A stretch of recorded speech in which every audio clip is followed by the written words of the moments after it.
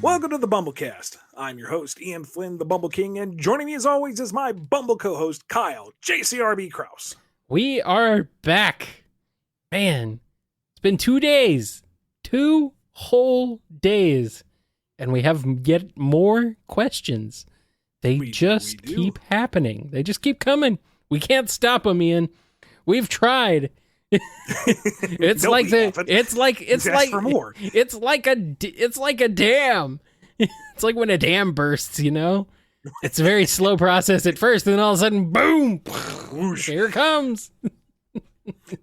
Today we're tackling nothing but standard Q&A that's come from Twitter, YouTube, email, did we have the YouTube Discord comments, Q&A? stuff like that. Yeah, it's listener Okay. Q&A from the live streams. Yeah, it's all over the place. So, but specifically on this episode, I focused mainly on emails. So we're going to blast through the emails this week. So let's go ahead and get right into it. And we're going to start off with one from Lucas R. How powerful is IDW Sonic compared to Archie Sonic? I feel like Archie Sonic's stronger just because he had some of that nonsense molecular manipulation stuff going on. Mm-hmm. Even if it was like a handful of instances and he never thought to use it again. But IDW Sonic is limited to what Game Sonic can do. And that's still pretty darn powerful. But I feel like classic, especially pre-reboot Sonic, had some of that like Silver Age nonsense going on every now and again. Oh, a lot of it. Yes, definitely. Here's a question from Cassidy J. Is Eggman Nega's Japanese name actually Eggman Negative, written in Japanese? If so, would he be like a negative opposite of Eggman in Blaze's world? I don't know. I'm not sure what his Japanese rendering literally translates into. So maybe that is a bit of nuance that is lost on me.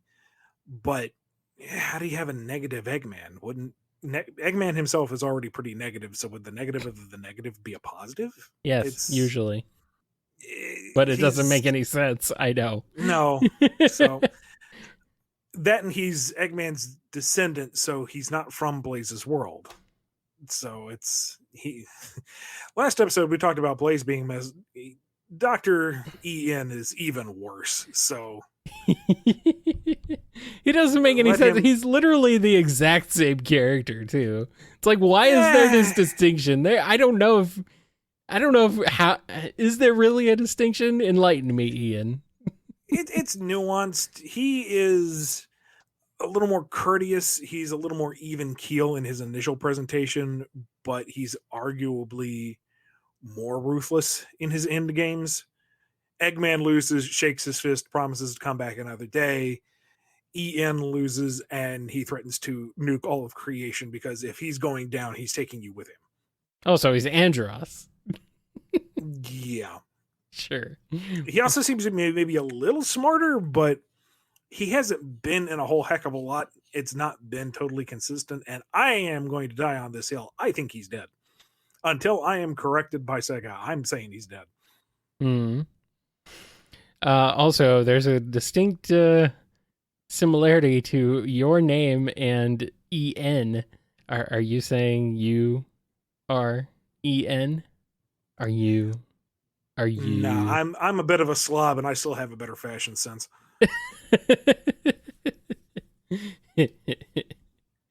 Here's a question from Lazy Strawberry. I know that Rough and Tumble are bullies, and I am in no way trying to excuse their behavior, but they also seem to be going with the wrong crowd. Is there any chance that those two have potential to redeem themselves? If so, would Tangle play a role in it?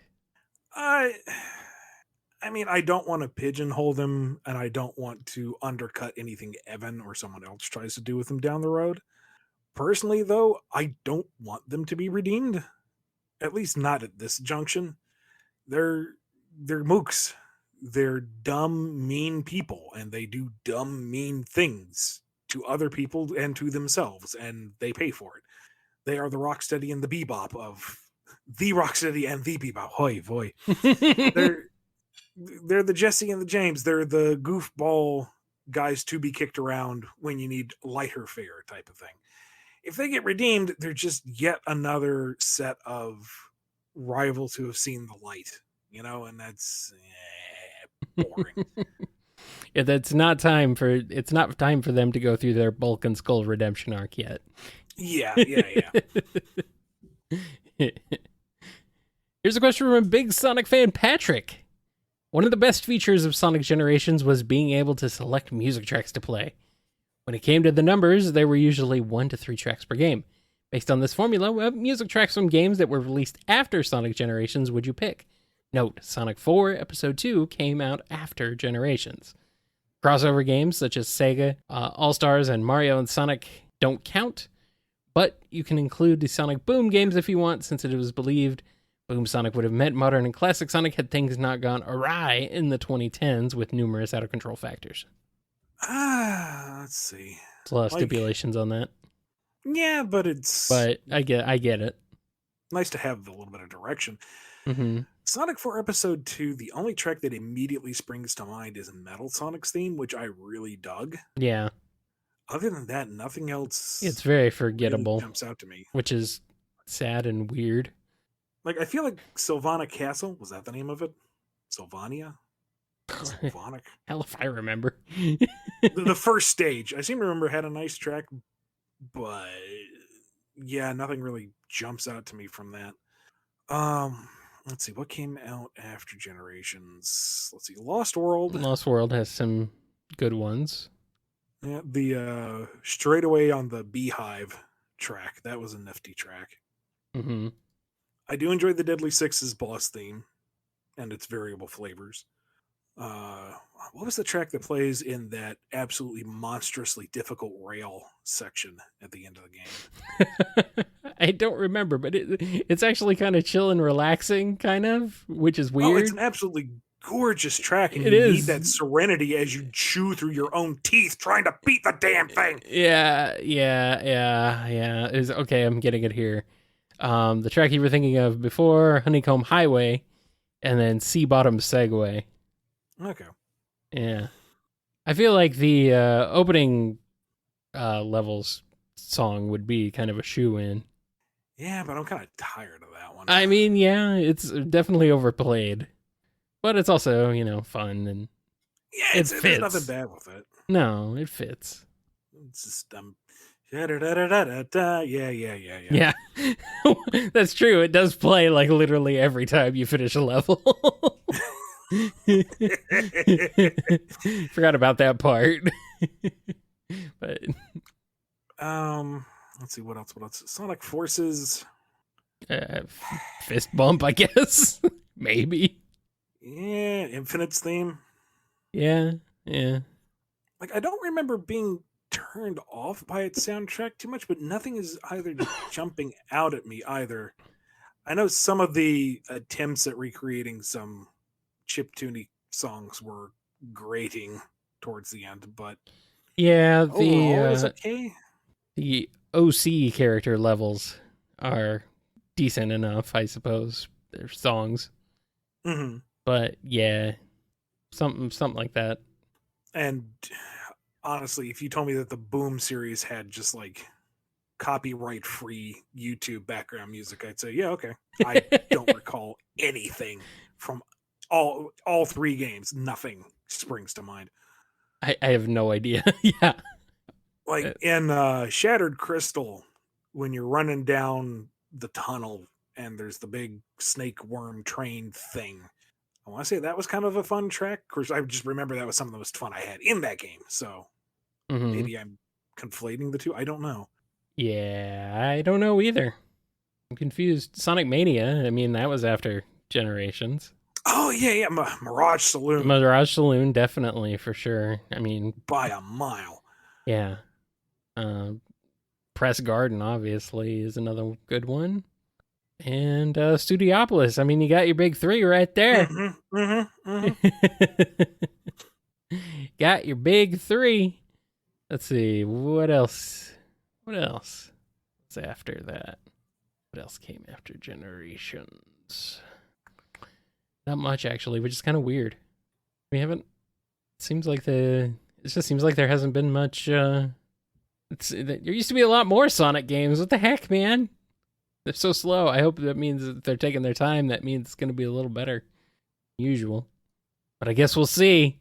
Our next question comes from the Dingus Khan. When you were still involved in your fan comic Sonic Other M, what was your scripting process? No. This is actually kind of interesting because I know. Did you use any templates or just wrote things out? Is it like how you do things now? That's what the interesting part is, like the comparison of how how your process has changed over the years, decades. Back then, I had absolutely no idea what I was doing, and I just kind of pasted out as panels and what the action would be per panel and what the dialogue would be roughly per panel, which, thinking about it now, might be how I would approach something if I were to do a webtoon style comic, since they are not really page oriented, they're more vertical scrolling, and the storytelling there is more panel to panel. But back then I was building it for a comic book, and that needs way more structure, and that was not structured at all. So that's why some issues would be like 5 pages long and others would be 30 pages, because at the time I was thinking, oh, I'll let the artist have the creative freedom to interpret it as they feel fit. And it's like, that's really putting way too much work on them. And as bad as that was, the amount of love and effort put in by the artists who contributed to that was Herculean. They did phenomenal amounts of work for that. So my eternal tip of the hat to you guys, wherever you are in the world now. Nice. All right, here's a question from Bartleby. What counts as a season for IDW Sonic? I feel dumb for asking, but is it the end of an arc each year? Is the annual a marker for the finale? I only ask since back at Archie, every 25 was a big shebang, and considering there's a bit more breathing room with miniseries and arc lengths, I feel it's a lot looser even with the new restrictions. I'm just wondering if there's a definitive order, or am I just overthinking this? That's mostly my fault, Bartleby. I don't think there's an official distinction. It's just how I'm thinking of it. So to me, season 1 is the Neo Metal Sonic arc. Season 2 is the Metal Virus arc and Tangle and Whisper and the annual and everything that kind of fits within that frame. And season 3 is Evan's run and stuff during that time, maybe up to Sonic 50. I'm not sure. We'll see how it goes. Kind of depends on where Evan takes things and how we tackle stories in 2022 and going forward. I mean, you can chop it up however you feel like it. Like year 1 as literally the first year of the book, year 2, that 12-month period. Here are the minis, here are the specials. You break it up however it works best for you. When I say season 1, 2, 3, that's just how I'm thinking about it, but it's not official. Alrighty, here's a question from Glickle. Since you're still doing work at Archie, has there been a change in attitude around the blue blur? I don't want to get all gossipy, nor make this awkward, but I'm curious if after everything, Sonic is this hushed name, forbidden to be spoken. There were rumors that Riverdale played a part in the book's demise, but I have a hard time buying that completely, given just how big of a title it was. Does Archie even have the ability to publish their own material anymore, PreReboot or not? If not them, then who? Or is it all just a bunch more red tape? I apologize if this feels weird, but I can't help but wonder how things have changed after everything that's happened. I'm gonna have to back out of this one. There's gossip I've heard. There's secondhand info that I have heard, and honestly, I haven't done any work for Archie in a fair bit. It's kind of weird to think about, but a lot of what I think I know is, very much a citation needed.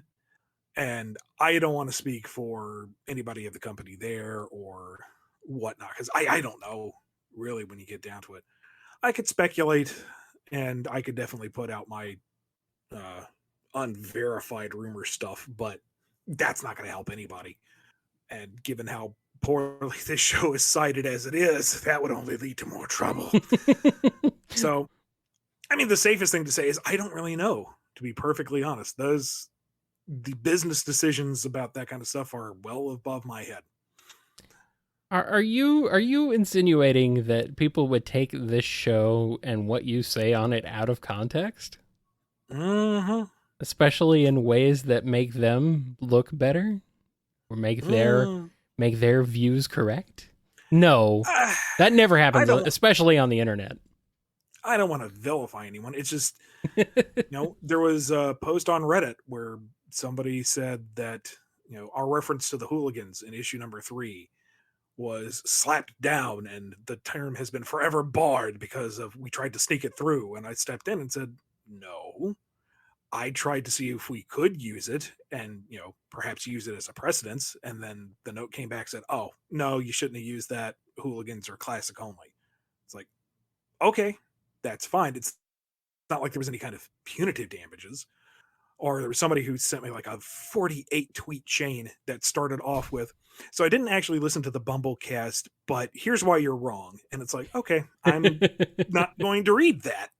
I mean, you didn't do the courtesy of listening to my point, so I'm not going to take the effort to defend myself when you are tearing apart something that you've heard secondhand. Correct. Just no. Correct. So I'm not saying that you have to listen to every single episode and interpret it perfectly. I'm just saying, if somebody is mad over the BumbleKast, maybe you'll give it a listen.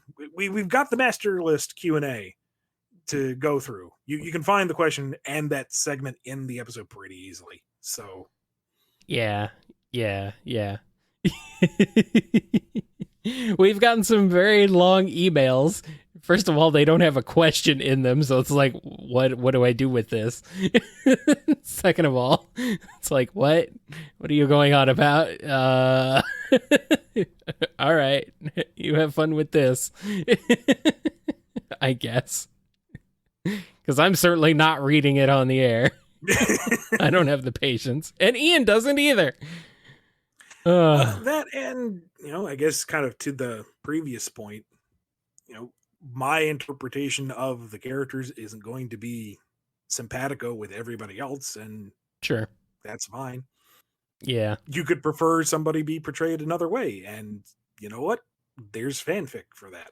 Mm-hmm. Or sure, write into Sega and say, I would prefer to see my favorite character done this way. And if you make enough noise, maybe Sega will say, you know what? We're getting fan feedback that they want the character this way. Here are your marching orders. Write them in this direction. Okay, that's how it works. So yeah, something like that. I don't freaking know. Anyway, let's get into this next question here from Corey S. Who do you feel were the least interesting pre-reboot characters, and who could have used more love and development? In certain circles, that's a very loaded question. Yeah, yeah, you're treading on eggshells with this one, maybe. But see, when I got onto the book in that era, I was just super psyched to have access to any of this, to be a contributing member to the tapestry that was pre-reboot Sonic. And if there was a character that I thought had potential that hadn't been fulfilled, I probably went after them and did something with them. For pity's sake, I brought back Catweasel. Yeah, for the most part, you did. And if anybody fell through the cracks, it was either because A, I just hadn't gotten to them yet, or B, there was literally nothing to work with. And there were hundreds of characters. I mean, who was it? Rosie. There we go. She didn't get a lot of spotlight, and I feel a little bad about that, but she was also an obscure supporting character from the cartoon to Sally. She's hard to work into an action series. So when I found the opportunity to do so, sure, she showed up, but she's not really a high priority character. Darkest Storm, which is infamous for all the loose ends it tied up. And by tied up, I mean went at with shears and a blowtorch. I guess that was kind of like the most ham-fisted way of writing some people out, like the Spider Ninja Kids and anything that was related to Knuckles' quest when you get down to it. At least Sir Connery got to go out like a boss. Yeah. that mustache wasn't scripted, by the way. That was who did that one? Was that James Fry? I think that was James Fry. I don't remember. Whoever did it was inspired. Yes. Horrifying, but inspired. Yeah. But I don't know. I kind of feel like if there was somebody there that had something to them, I'd want to try to do something with it, because that was, kind of the point of taking on a legacy franchise book, is have fun with the material that came before. Try not to be too egregious with the retcons, but try to honor what came before. Like the Weasel Gang that got off panel, nothing really of great value was lost there. They were all derivatives of Knack who had no individual names or characteristics, or they were just kind of there. So I don't think that was a huge loss, but yeah, Nick was not necessarily the most inspired character, but I did want to try to do something with her at some point. I don't know. I wouldn't say I would want to throw any of the old stuff under the bus unless it really was just like filler material. I think you really missed out on building up Lieutenant Smiley. Mm-hmm. You really did. There was so much potential there. I mean, you were missing out. Here's a question from Colin B. How do you feel about the trope known as body swapping? Is it a useful tool to explore one's characters, a cheap gimmick to bring out wacky comedy, or something else entirely to you? Both. Yeah, I mean, it all depends on how you use it. Yeah. Tropes are narrative tools, and you can either use them well or use them sloppily. If you want to do an excuse for some kind of slapdash comedy, you can get miles out of that. Oh, yeah. That can be a lot of fun. If you want to do an actual interesting investigation of the characters and how they view each other and those interpersonal relationships, you can do that too. It just kind of depends on how much time you have. If you've got like a done-in-one goofy comic like we did in Sonic X, you're not going to spend a lot of time on it. You just have fun. If you're going to make like an entire story arc about it, then you better be ready to investigate all the possibilities. Indeed. Bowler Hat Wearer has a question. Does Tumble the Skunk sometimes feel phantom pain where part of his tail is missing? I don't want to undercut Evan or anyone else, but I'm going to say no, just so he isn't too horribly tragic a character. I don't want too much sympathy for him. The missing tail is supposed to be kind of a running gag. If it's, the fact that it causes him intermittent but constant pain, that it's not really funny anymore. Yeah, and now we're just making Metal Gear Solid 5 references at this point, so we don't need any of that. I think what we do need, though, is a quick break, and we'll be back with more questions and answers on the BumbleKast.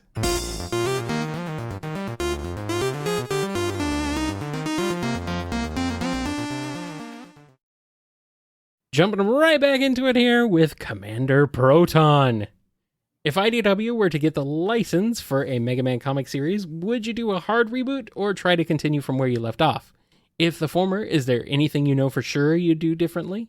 Well, that would depend on the deal between Capcom and IDW and who owns the reprint rights for the Archie run. If IDW could reprint all the old Archie stuff carte blanche, and Capcom wanted to continue with that interpretation, then sure, I'd love to pick up where we left off, and God, that would be so satisfying after all this time. But that is a lot of ifs and a lot of legal stuff to get figured out. So I honestly don't know if either company would want to, pick up a series that's been on hiatus for this long and then just drop new readers right in the middle of the Mega Man 4 arc. I don't know how easy a sell that is. But I mean, if the reprints are available, then I don't know.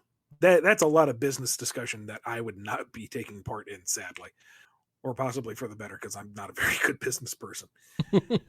But let's just say magical, everything's perfect world. Yeah, IDW's reprinting all the old stuff, and we're picking up where we left off, and we're diving right into Mega Man 4, and here we go. Ian's vision, Ian's crazy Mega Man cruise, picking up at number 56. Let's go. Uh, the only thing I would really change, the two things I would want to apply. Number one, throw away the 4-issue hard lock on the arcs. That served its purpose early on, but some of those stories did not need to be 4 issues long. They either needed to be shorter, or they needed to be longer, or they needed to be chopped up in different ways. But it became a problem on occasion. Yeah. And number two, get to the meat of things faster. We spent a lot of time really investigating the world in between games, which is great. I think we still needed to do that. But now around Mega Man 4, we would need to accelerate. Like no 4-issue in between arc between 4 and 5. Like maybe an issue to kind of bridge things, but things would need to just move because 55 issues and we didn't get to Mega Man 4, or we were on its doorstep. That is a lot of time. Now, granted, we lost some time to the 2 crossovers, and we lost a little bit of time, with wrapping things up, but that's only accounts for so much. Right. So that would be what I would want to do, is just go for it. Now, in the nightmare scenario where they say start from scratch, well, after weeping bitterly into my E-Tank mug, I don't know, probably pick up after Mega Man 11 and just kind of roll with it, because I can't see a middle ground. Just start at Mega Man 11, say everything else has happened, weep for all the OCs that have been lost, and just move on. Oh, no more tempo. No more Quake Unless they were Woman. like, yeah, Tempo is technically ours, so you can include her. It's like, but the backstory, it's not there. I don't know. Yeah. Cross that bridge if we ever come to it. Maybe. I hope so. I hope at some point. Maybe. So it's a long shot, but who knows? Next question is from David E. Last year, the Sonic Twitter account introduced us to Irish the Hedgehog. I immediately ended up liking this character, and I wouldn't mind seeing him appear in a game as well, playable or not. So I was wondering, is there any likelihood that he might appear in the IDW comic book series? Maybe he's a background character if one of the artists thinks to do it, but no, I don't think we're going to see Irish anytime soon. You've already got your green Sonic-esque clone. Don't need another one. Here's a question from Damien B. I've been wondering for the longest time, Ian, if you had absolutely 100% free reign on writing a bridge between classic Mega Man and the X series and fill in the 100-year time gap between 20XX and 21XX, how would you end the classic series? I'm aware that Capcom has or had a canon ending to the classic series that they never gave out, but if you had the chance, how would you end the classic series? It's a little more involved than I want to get into just here. And I do kind of want to keep it in the back pocket in the slim chance I ever got to do it legit. But basically, I would like to find a way to make a nice closed time loop for Quint. Because heaven help me, I want to introduce Quint and explore him a little bit. So a way that resolves Quint without creating a parallel timeline, but is also still a happy ending for Rock and Roll, and gives them a heroic and thematic closure, because classic to me is still lighthearted and still has a sense of hope and optimism to it that is not necessarily missing from the other series, but it isn't as prominent, I think, maybe. And I would like it to perhaps even loop back around to Rockman Dash / Legends if I can find the right way to do it, just to bring this nice big circle of Mega Man together. But that's ultimately what I want to do. Is I want to bring closure to Rock's arc in a way that honors all the fighting that he did without taking it into too dark a path. As for the gap itself, I don't know if I want to really get into the details of that, because part of it I feel like is more interesting in just how mundane it is. That time marches on, the technology becomes obsolete, and the future just kind of rolls on in. Like, we don't really get to see a lot of on the ground level in X's time. So we don't really know if people remember the robot masters or those robots with affinity, or if they've become completely forgotten, like, kids today and an 8-track or a cassette or a CD player or an MP3 player. So I don't know. That itself would be an interesting investigation, but I feel like it needs to be framed in the context of 21XDX. Right. That intervening 100 years, if it is a full century, who knows? It could have been a very fast transition. It could have been very slow, but I feel like watching it happen as it happens wouldn't be that engaging necessarily.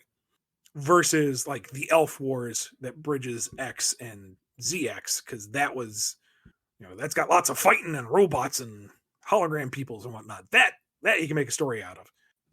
Robot Masters becoming obsolete and Mechanoids taking over is more of an interesting retrospective than an active narrative.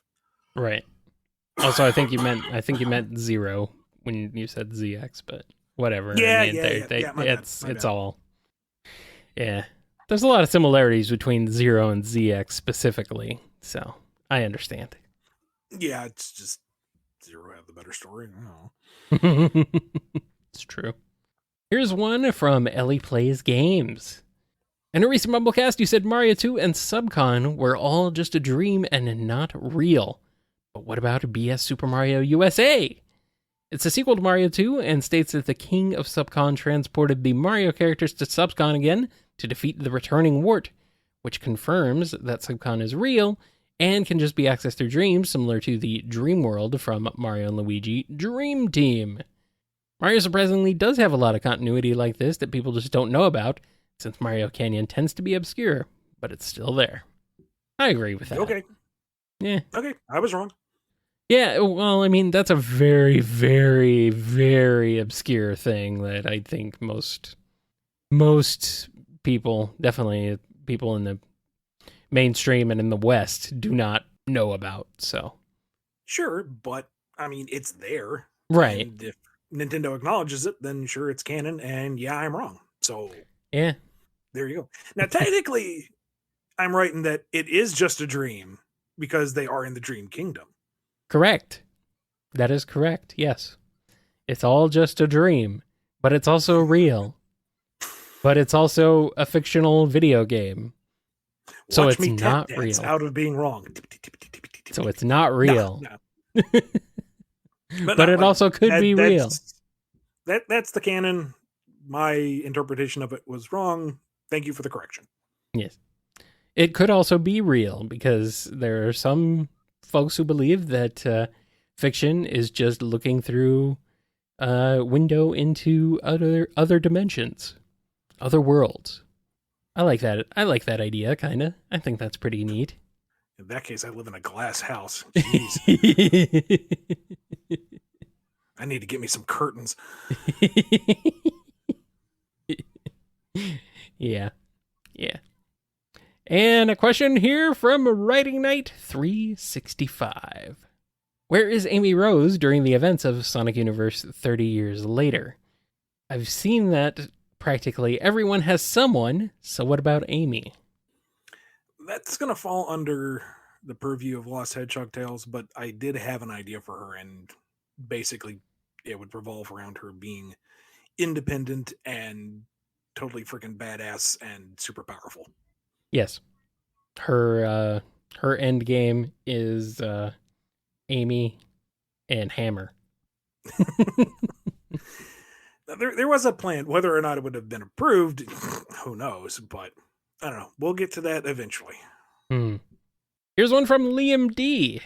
I'm curious, how far can Tangle stretch and extend her tail? Far enough to be useful and short enough that there is danger.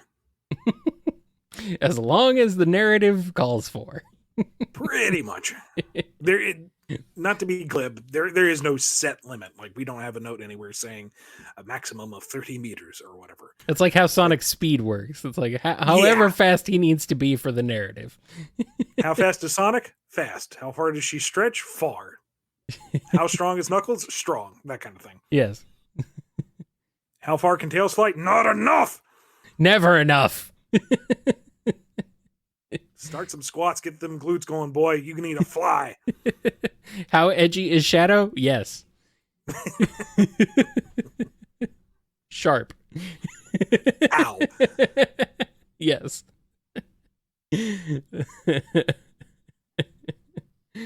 How evil is Eggman? Super evil. He's a super villain, so he's super evil. Here's a question from Tony C. So what is the status of Chaos Gamma? Can he be used in the series? And when is Omega gonna fight Metal Sonic and prove who's the ultimate Eggman's robot? Okay. It's almost a fan idea, really. But I mean, Omega's out to destroy all of Eggman's robots. Metal Sonic is the premier Eggman robot. That's pretty easy. I mean, yeah. It's kind of a foregone conclusion. Surprised it hasn't happened yet. Well, okay, so Chaos Gamma. By the game, he should still be in the Gimme Shelter. He should be viable, and I've had him written into a plot twice now, and we've had to cut him for time and space and interest, and it's like, darn it, I want my Chaos Gamma. It's a mission now. I don't know if he's accessible because he's never gotten to the point where we would go for approvals with Sega, but he's there. He is an asset, an obscure asset. I wish to mine that obscure asset. So maybe someday down the line. I don't know. He's not top priority, but darn it, I want him. As for Omega versus Metal Sonic, I kind of feel like that's a Hulk versus Wolverine scenario where whoever loses, it's going to feel like they're jobbing to the other guy. Like, Omega is the final in the E100 series. He is the pinnacle of those bots, and original Gamma alone showed you just how freaking powerful he is, and Omega is that times 100 easily. But Metal Sonic is freaking Metal Sonic, you know. I don't know. I don't think I can be objective enough in that one.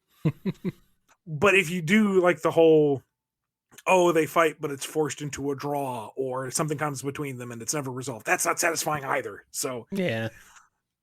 Comment below on which robot you think would win. There we go. Whoever loses, we win. So there you go. That's a thing.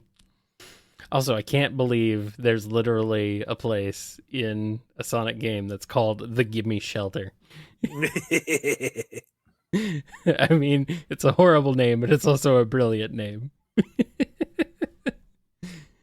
Next question is from Alberto N. Which portrayal of the blue blur within media like the comics, games, TV shows, and movies portrayed him the best in terms of his character and personality? Personally, my favorite came from games like the adventure games, Black Knight, and Unleashed. But I've been loving how he's been portrayed in the IDW comic series as this friendly nomad. Reminds me a lot of his personality from Unleashed. I think it's unfair to compare all Sonics across all medias and say which one is the right Sonic, because he's been different across the eras. Like, 90s Sonic is very much a product of the 90s. Sure. SatAM Sonic is 90s Sonic, and that's like you're comparing the 90s aesthetics to modern sensibilities. It's a dated worldview that will probably come back around at some point because we're out of original ideas, but to say that like Sonic Forces Sonic is the truer Sonic than SatAM Sonic, I think is disingenuous. I think the Sonic for its era is that version of Sonic.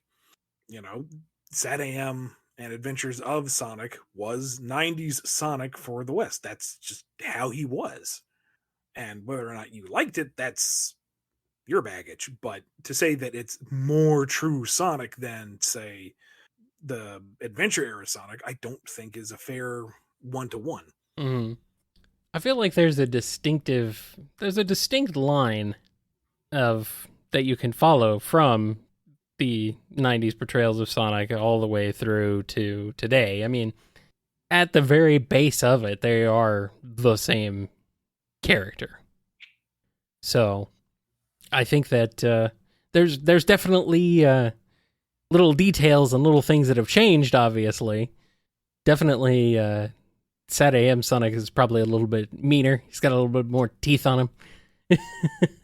but he's like but he's still Sonic. Still clearly Sonic. But you compare SatAM Sonic to Sonic the Comics Sonic. Well, yeah. I mean, yeah, there's that inherent base level of the character, but the interpretations are very different. Right. But that's also, the British comic book version. That's not necessary.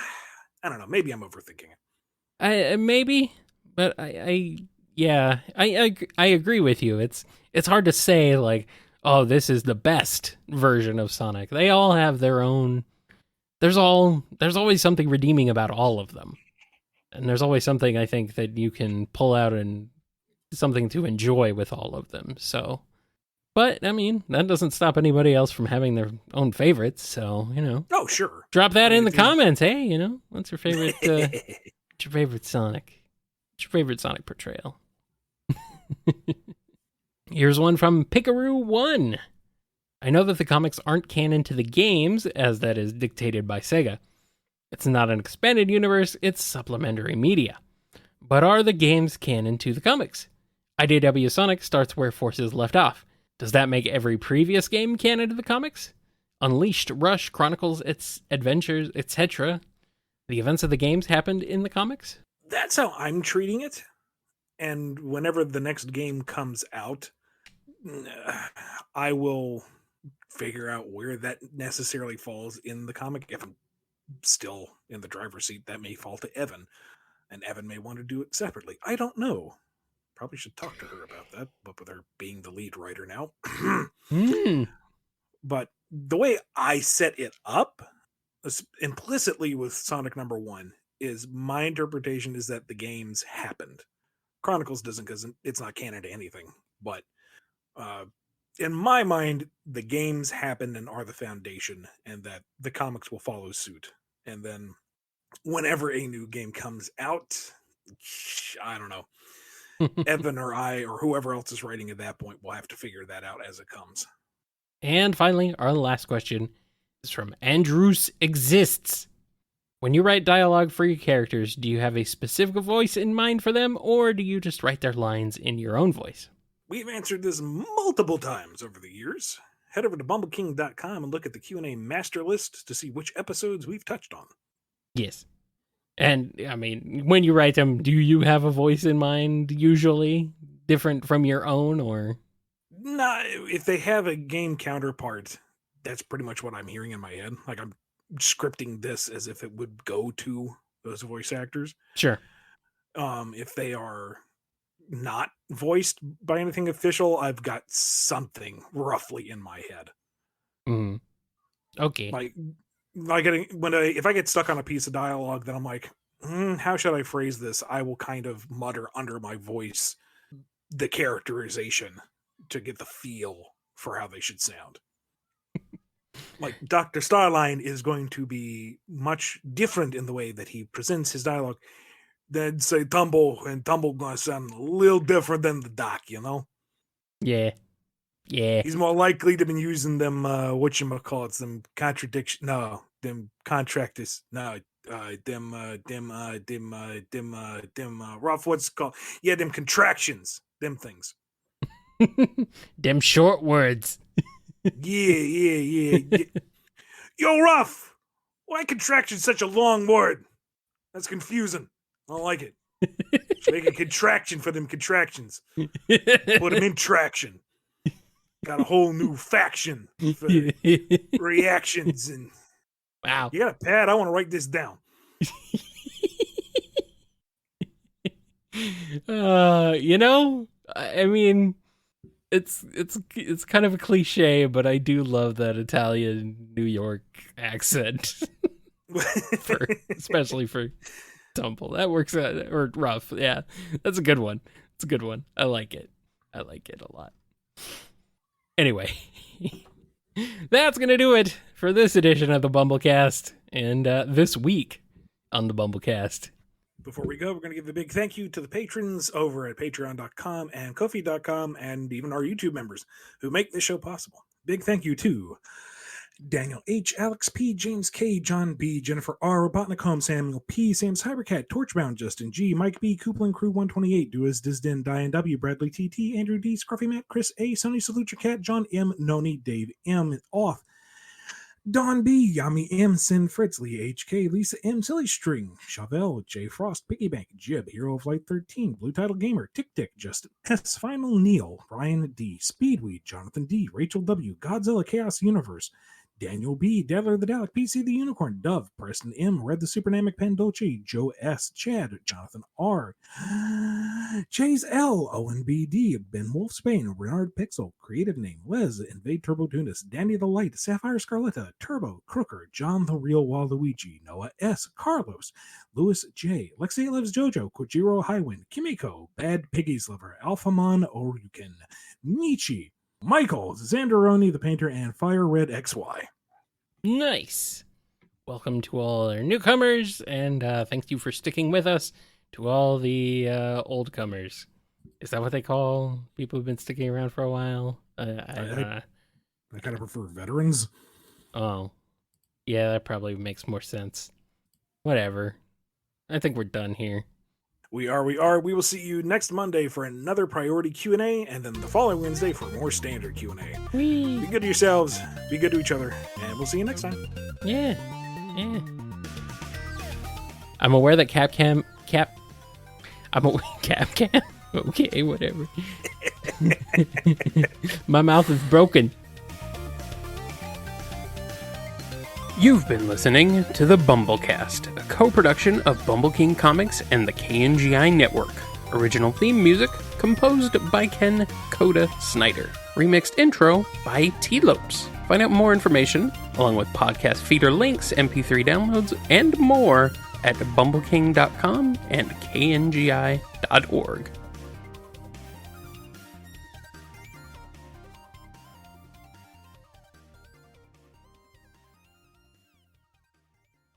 Mirage Saloon's a big zone, Tumble. Get lost out in these wilds. Now I'm going to put on my name brand shades and flash the description. Oh, Metal Gear Solid. You were certainly a thing.